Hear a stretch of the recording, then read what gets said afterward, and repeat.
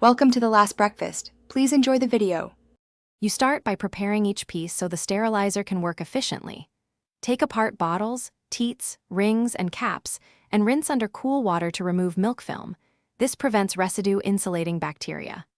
Once done, arrange items in the basket with teats facing down and caps open, leaving space between parts so steam circulates evenly. Make sure small items stay in the insert or on the top shelf. This reduces warping and ensures complete sterilization in the next cycle. You now add water and set the machine to run. The amount matters because steam depends on it. Measure the exact volume per your model. Too little yields insufficient steam, too much extends drying. Once measured, pour into the reservoir, close the lid, and select a cycle.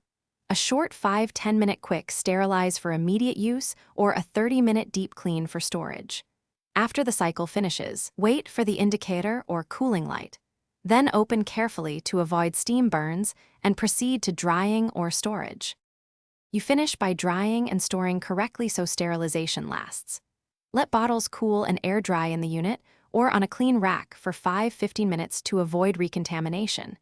Then reassemble with washed hands and seal or use immediately.